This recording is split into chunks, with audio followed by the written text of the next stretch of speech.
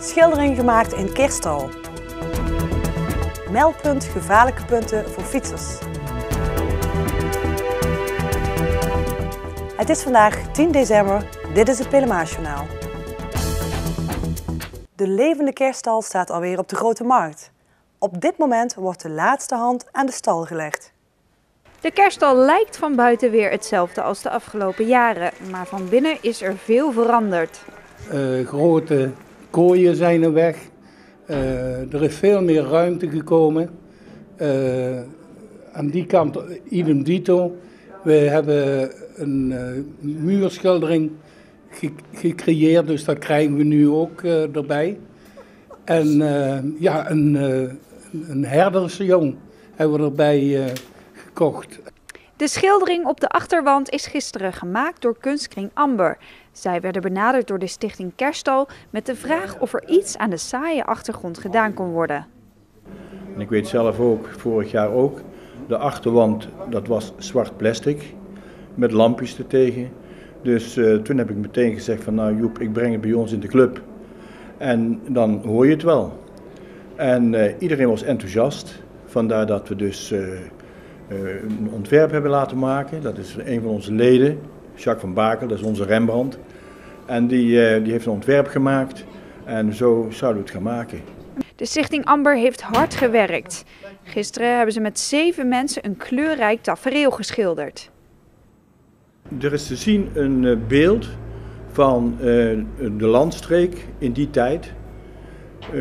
Zoals het kerststalletje ook gestaan heeft waar Jezus geboren is. Vanaf donderdag is de kerststal weer te bewonderen. De organisatie hoopt dit jaar, net als de voorgaande keren, weer veel bezoekers te mogen begroeten. Vorig jaar hebben ze uit het gehele land gehad. En dat was een prachtige ervaring en een prachtige belevenis.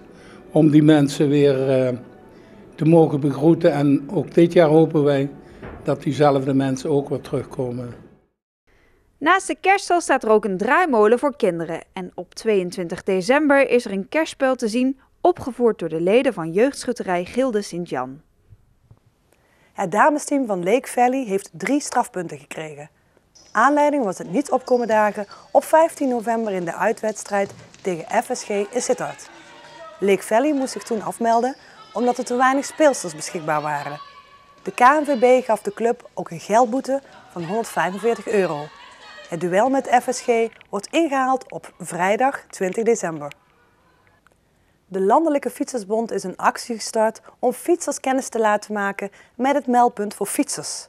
Dit is een landelijke website waar mensen een idee op kunnen plaatsen of melding van een gevaarlijk punt voor fietsers kunnen doen. Ook de Venrayse afdeling van de bond wil de fietsers uit de gemeente wijzen op deze mogelijkheid. Ik hoop dat de fietsers daar ook gebruik maken van het meldpunt om aan te geven waar zij gevaarlijke punten vinden. Slechte fietspaden, slechte oversteek, geen fietspad langs een drukke weg enzovoort. En dan hopen we dat daar veel meldingen gemaakt worden en dan zal de gemeente zal daar misschien op reageren. Er zijn gelukkig een stuk minder gevaarlijke punten in Venray dan in de grote steden. Toch zijn er hier ook onveilige situaties. Zoals de oversteek op de Stationsweg, waar vorige week een 16-jarig meisje een ernstig ongeluk heeft gehad. Dit punt gaat dan ook aangepakt worden. Ja, nou, er zijn meerdere ideeën geopperd, maar waarschijnlijk wordt het in ieder geval een verhoging, dus een verhoogde kruising. En ik denk ook met borden en verlichting dat daar nog veel te doen is om weggebruikers er kenbaar van te maken van nou, dit is een gevaarlijk punt, pas op. Het meldpunt is te vinden op de website fietsersbond.nl. Tot zover dit Pelemaasjournaal. Tips kunt u mailen naar de redactie. Deze uitzending wordt herhaald tot en met woensdag 12 uur 's middags. Woensdag is er een uitzending van Venray in bedrijf op locatie. Weer of geen weer, bij ons is het altijd vakantieweer. Aankomende nacht gaat het licht vriezen.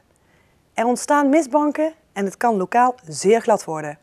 Morgen overdag is het zonnig weer met een temperatuur van zo'n 6 graden. De wind is zwak en komt uit het zuidoosten. Dankjewel voor het kijken en heel graag tot morgen.